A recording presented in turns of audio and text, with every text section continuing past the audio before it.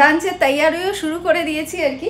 তো আজকে আমাদের লাঞ্চটা খুবই স্পেশাল। আজকে বিকেলে এক জায়গায় বেরোনোর আছে, তো সেই জন্য একেবারে স্নান পুজো করেই রেডি হয়ে নিয়েছি, বুঝলে তো। ওকে, তো ফাইনালি তোমাদের পুরীর শপিং দেখাতে চলে এসেছি। তো এটাই ছিল আমার পুরীর শপিং। তো আমরা ফাইনালি লাঞ্চ করতে বসে গেছি। Hello everyone, welcome back to the channel. আমি শ্রাবন্তী। আশা করি তোমরা প্রত্যেকেই খুব ভালো আছো, সুস্থ আছো। আমিও খুবই ভালো আছি। অনেক দিন ধরে তোমাদের কমেন্টে রিপ্লাই দেওয়া হচ্ছিল না, নানান কাজের ব্যস্ততায়। তো আজকে আমি ঠিকই করে রেখেছিলাম যে আজকের ব্লগটা স্টার্ট করার আগে তোমাদের সকলের কমেন্টে রিপ্লাই দেবো, তারপর ব্লগ স্টার্ট করবো। তো জাস্ট এক্ষুনি তোমাদের সকলের কমেন্টে রিপ্লাই দিয়ে উঠলাম, দিয়ে ব্লগটা স্টার্ট করলাম। আজকে বাইরে কি মারাত্মক গরম, তোমরা তো জানোই যে আমি বেশিরভাগ দিনই আমার ব্লগের ইন্ট্রোডাকশন আমাদের ব্যালকানি থেকে স্টার্ট করি। তো আজ যে ব্যালকানিতে গেছি না, মানে পুরো ঝলসে যাচ্ছে। আজকে সকাল থেকেই মারাত্মক তেজ রোদের, মানে বুঝেই নাও মার্চে এরকম অবস্থা, তাহলে মানে মেতে কি হবে, মানে আমার তো এখন থেকেই ভেবে ভয় লাগছে আর কি। তো আচ্ছা, সৃজিতা দেবনাথ আমাকে কমেন্ট করেছো যে আমি যে রঘুরাজপুরের ভিডিওটা বানিয়েছি, তো তুমি লিখেছো যে মনে আছে দিদি অনেকবার তোমাকে বলেছিলাম যে রঘুরাজপুরে যাও, ওটার উপরে একটা ব্লগ করো এবং গটিপুয়া ডান্সটা তোমার খুবই ভালো লাগবে। হ্যাঁ মনে আছে সৃজিতা, তুমি অনেকবার আমায় কমেন্ট করেছিলে। তো আমার এবারে ভালো লাগছে যে ফাইনালি তুমি যে এতবার বলেছিলে আমি যেতে পেরেছি, এবং আমি তো নিজেও খুশি এবং আমি জানি তুমিও খুব খুশি হয়েছো। আর আরেকটা কথা যেটা আমি প্রত্যেকটা ব্লগে বলি, সেটা হচ্ছে ভিডিওটা দেখার আগে চ্যানেলটা সাবস্ক্রাইব করে নাও আর ফেসবুক পেজটা ফলো করে নাও। কালকে রাত্রেবেলা ডালিয়ার খিচুড়ি বানিয়েছিলাম, তো ওটা কিছুটা ছিল, ওটা দিয়ে জাস্ট এক্ষুনি ব্রেকফাস্টটা সারলাম। তো নানা রকমের সবজি দিয়ে সয়াবিন দিয়ে বানিয়েছিলাম, আমার বেশ ভালো লাগে, মানে এরকম ডালিয়ার খিচুড়ি নানা রকমের সবজি দিয়ে সয়াবিন দিয়ে খেতে বেশ ভালো লাগে। তো যাই হোক, ব্রেকফাস্ট তো ডান, আর এবারে লাঞ্চের তৈয়ারিও শুরু করে দিয়েছি আর কি। তো আজকে আমাদের লাঞ্চটা খুবই স্পেশাল। আজকে লাঞ্চে হচ্ছে ভেটকি পাতুরি আর তার সাথে ভাত। তো আগে যখন ভেটকি পাতুরি বানাতে জানতাম না, তখন ভাবতাম বাবা ভেটকি পাতুরি কী করে লোকে বাড়িতে বানায়, কি টাফ একটা রেসিপি। তো এখন করতে এখন শিখে গেছি, এখন বেশ ইজি লাগে আর কি রেসিপিটা। তো কালকে খুব ভালো একটা ভেটকি মাছ পেয়েছিলাম, সেটা নিয়ে এসেছি। তো সকাল সকাল ভেটকি মাছটা একদম ম্যারিনেট করে রেখেছি। আর কলা পাতাও কালকে নিয়ে এসেছিলাম, কলা পাতাগুলো কালকে রাত্রে বসে বসে সাইজ করে কেটে রেখেছি। আর এখন বসে বসে দেখো সুতোগুলো সমস্ত কাটলাম, যেগুলো পাতুরির মধ্যে বাঁধতে হবে। তো চলো তোমাদেরকে দেখাই।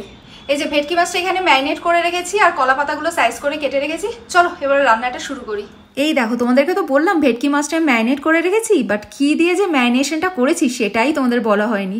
তো আমি এখানে ম্যারিনেশনে ইউজ করেছি পোস্ত, সর্ষে, কাঁচা লঙ্কা পেস্ট করে রেখেছিলাম, টক দই আর স্বাদ মতো নুন, আর তার সাথে সর্ষে তেলও অ্যাড করেছিলাম।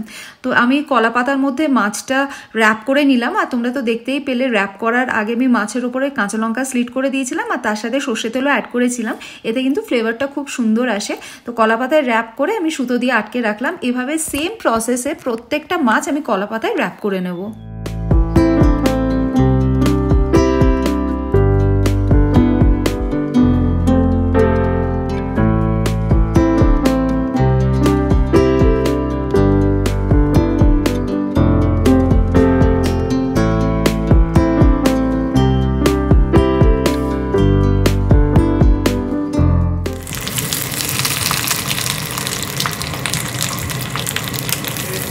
মাছগুলো তেলের মধ্যে দিয়ে আমি 15 মিনিট মতো চাপা দিয়ে রেখেছিলাম। তো একটা সাইড হয়ে গেছে, এবার আরেকটা সাইড উল্টে দিচ্ছি, দিয়ে আবার 15 মিনিট মতো চাপা দিয়ে রাখলেই হয়ে যাবে।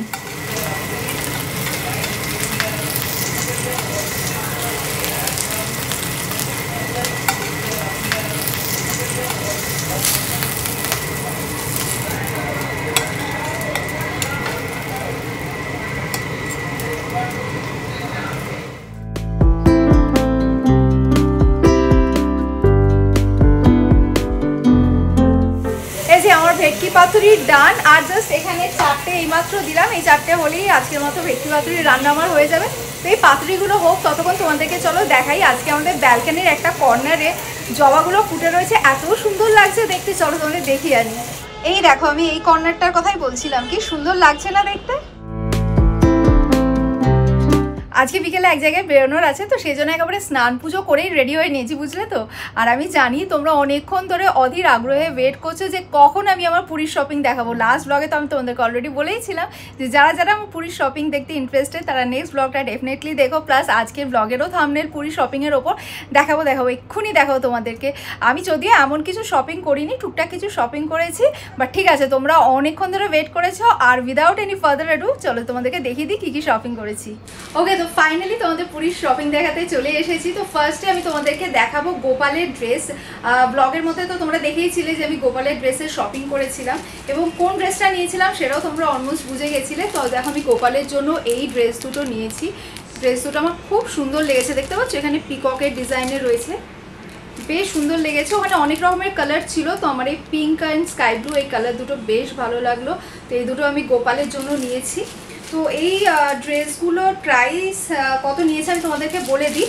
এই একটা ড্রেসের প্রাইস নিয়েছে 50 করে, তো দুটো নিয়েছি 100 নিয়েছে।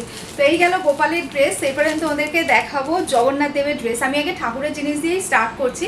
তো জগন্নাথ দেবেরও কী ড্রেস নিয়েছি সেটাও তোমরা অনেকেই গেস করে ফেলেছো। যেদিন আমি মন্দিরে গেছিলাম পুজো দিতে, সেদিনকেই আমি জগন্নাথ দেবের জন্য বস্ত্র কিনেছিলাম। তো এই যে এই একটা সেট, এখানে মুকুট রয়েছে, মুকুটের সাথে ড্রেসও রয়েছে এখানে জগন্নাথ দেব, বলরাম, সুভদ্রার। এটার প্রাইসটা আমার এক্স্যাক্টলি এখন মনে নেই, যদি মনে পড়ে আমি এখানে স্ক্রিনে মেনশন করে দেবো। তো এটার পাশাপাশি আমি আরেকটা সেট নিয়েছিলাম, এই যে এটার মধ্যে তোমরা হয়তো খালি মুকুটটা দেখতে পাচ্ছ, এই মুকুটের ভেতরেই জগন্নাথের, বলরাম আর সুভদ্রার ড্রেস রয়েছে। তো এই হচ্ছে আরেকটা সেট, যে কালারে মুকুট দেখছো ড্রেসটাও সেম কালার। তো এগুলো আমি ঠাকুরের জন্য নিয়েছি। আর ঠাকুরের জন্য আমি একটা বাসন নিয়েছি, বাসন মানে ছোটো বাসন আর কি, এই যে ঠাকুরের থালা আর গ্লাস। তো এইগুলো আমি নিয়েছি ঠাকুরের জন্য। ঠাকুরের জিনিস তো তোমাদেরকে দেখিয়েই দিলাম, এবার আমি আমার জন্য কি কিনেছি সেগুলো তোমাদেরকে দেখাই। যেদিনকে আমি হ্যান্ডলুম গার্ডেনে গেছিলাম তোমরা তো দেখছিলেই, আমি অনেক রকমের শাড়ি গায়ে দিয়ে দেখছিলাম। তো সেখান থেকে আমি কয়েকটা শাড়ি আমার জন্য কিনেছি। তো চলো এবার সেই শাড়িগুলো তোমাদের দেখাই। ওকে, তো ফার্স্ট যে তোমাদের শাড়িটা দেখাবো সেটা হচ্ছে এই শাড়িটা, ব্লু অ্যান্ড ইয়েলো কম্বিনেশনের। এই শাড়িটা দেখে তোমরা অনেকেই বুঝে গেছো এটা কী শাড়ি, তাও আমি তোমাদেরকে বলে দিই। এটা হচ্ছে কোটকি শাড়ি। তো আমার কালার কম্বিনেশনটা বেশ ভালো লাগলো। আমি একবার তোমাদেরকে আঁচলটাও খুলে দেখিয়ে দিই। তো ব্লু অ্যান্ড ইয়েলো কম্বিনেশনটা না মানে বেশ ভালো লাগে। ইনফ্যাক্ট আমি যে কটা শাড়ি নিয়েছি প্রত্যেকটা শাড়ি কালার কম্বিনেশন বেশ সুন্দর। তো আমি তোমাদেরকে আগে দাঁড়াও আঁচলটা দেখাই। এটা তো বডি, এটা পার, এই যে এই ইয়েলো সাইডটাই আঁচল। ওকে, তো এবার আমি তোমাদেরকে যে শাড়ি দুটো দেখাবো, শাড়ি দুটো একই শাড়ি বাট কালার দুটো ডিফারেন্ট। আমার কালারগুলো বেশ ভালো লেগেছে, সেই জন্য আমি একই রকম শাড়ি দুটো কিনে নিয়েছি।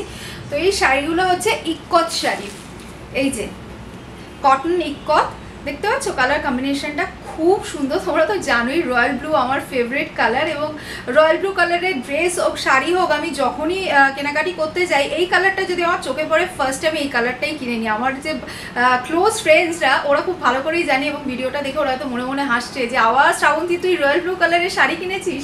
তো যাই হোক, এই যে রয়্যাল ব্লু অ্যান্ড ব্ল্যাক কম্বিনেশনের এই শাড়িটা দেখো খুব সুন্দর না ইক্কতটা। তো আমি তোমাদেরকে একবার শাড়ির আঁচলটাও দেখাই।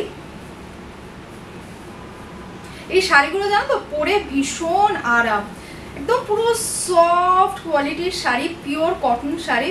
আমার তো এরকম টাইপের শাড়ি বেশ ভালো লাগে। দাঁড়া এবার তোমাদেরকে আঁচলটা দেখাই। এই যে দেখতে পাচ্ছ এটা হচ্ছে আঁচল, এই যে দেখো এটা আঁচল। শাড়ির বডিটা প্লেন আর পাড়টা দেখতেই পাচ্ছ টেম্পল ডিজাইন করা রয়েছে। আমার কালার কম্বিনেশনটা বেশ ভালো লেগেছে, একবার গায়ে দিয়ে দেখাই তাহলে একটু ভালো করে বুঝতে পারবে। ওকে, নেক্সট যে শাড়িটা এবার তোমাদের দেখাবো ওটাও কটন ইক্কত। তো ওটার কালার কম্বিনেশনটা তোমাদের দেখাই। তো এই যে দেখো আমি এই শাড়িটার কথা বলছি, আমার এই কালার কম্বিনেশনটাও বেশ ভালো লেগেছে, grey black and red colour কম্বিনেশনটা। তো এটাও আমি তোমাদেরকে খুলে দেখাই, আঁচলটা দেখাই। যদিও তোমরা বুঝতে পারছো একই রকমের আঁচল হবে, কারণ কি অলরেডি তোমরা ব্লু অ্যান্ড ব্ল্যাক কম্বিনেশনের শাড়িটা দেখে নিয়েছো। স্টিল আমি তোমাদেরকে একবার দেখিয়ে দিই। এই যে দেখো এটা হচ্ছে আঁচলটা, সুন্দর না কম্বিনেশনটা। তো যেহেতু আগের শাড়িটার মতো এই শাড়িটাও সেম শাড়ি, সেজন্য বডিটা দেখো প্লেন আর পাড়ের দিকটা টেম্পল ডিজাইন করা রয়েছে। তো এই তিনটে শাড়ি আমি আমার জন্য কিনেছি। আর এর পাশাপাশি আমি বাড়ির আর একটা জিনিস কিনেছি, সেটা হচ্ছে এই যে চাল মাপার কৌটো। কি কিউট না দেখতে চাল মাপার কৌটোটা, আর এখানে না গায়ের মধ্যে লেখা আছে পুরী। তো এটা আমার বেশ ভালো লেগেছে। এবারে পুরীতে গিয়ে দেখলাম যে এই চাল মাপার কৌটোটা ভীষণ বেরিয়েছে, মানে প্রত্যেকটা দোকানে নানান রকম ডিজাইনের এরকম চাল মাপার কৌটো রয়েছে। তো এটা আমি আমার বাড়ির জন্য একটা নিয়ে নিয়েছি। তো এটাই ছিল আমার পুরীর শপিং। বললাম না তোমাদেরকে যে টুকটাক কিছু শপিং করেছি। তো যা যা করেছি সমস্ত কিছু তোমাদের সাথে শেয়ার করলাম। এবারে প্রচণ্ড খিদে পেয়ে গেছে, ঘড়িতে দেখতেই পাচ্ছ 3:30 বাজতে চলো। রাজীবের জন্যই ওয়েট করছিলাম, ও কিছু কাজ করছিল, তোর কাজ শেষ হয়েছে, এবারে গিয়ে আগে লাঞ্চ করবো চলো।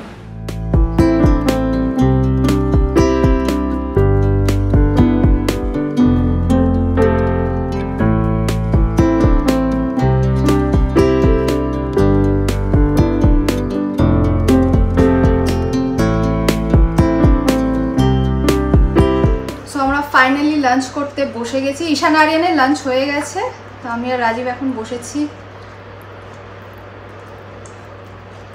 কেমন হয়েছে ভেটকি পাতুরিটা, খেয়ে বলো। খাইনি এখনো। ওরে তো বলছি খেয়ে বলো, বাজে হলে বাজে, ভালো হলে ভালো, অনেস্ট ফিডব্যাক। ভালো সুন্দর।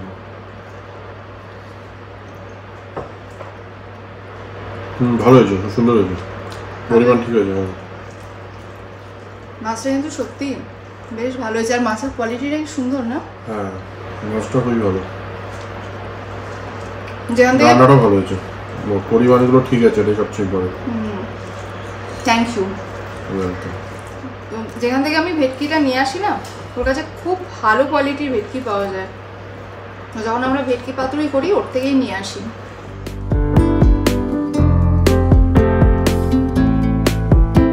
লাঞ্চ ডান, আর রাজীব এখন গেছে স্নানে। রাজীব রেডি হলে আমরা দুজন বেরোবো। তো চলো হাসির ব্লগটা এই পর্যন্তই রাখলাম। যদি হাসির ব্লগটা তোমাদের ভালো লেগে থাকে লাইক কমেন্ট শেয়ার করতে একদমই ভুলো না। যারা আমার ব্লগ দেখছো বাট এখনো পর্যন্ত আমার চ্যানেল সাবস্ক্রাইব করোনি তারা চটপট সাবস্ক্রাইব করে নাও, যাতে আমি যখনই কোনো ভিডিও আপলোড করি সবার আগে যেন তোমাদের কাছে নোটিফিকেশন পৌঁছে যায়। আর যারা ফেসবুক থেকে দেখছো তারা ফেসবুক পেজটা ডেফিনেটলি ফলো করে নিও, আর এই ব্লগটা তোমাদের ফ্রেন্ডস ফ্যামিলি সকলের সাথে শেয়ার করো। Thanks for watching and by.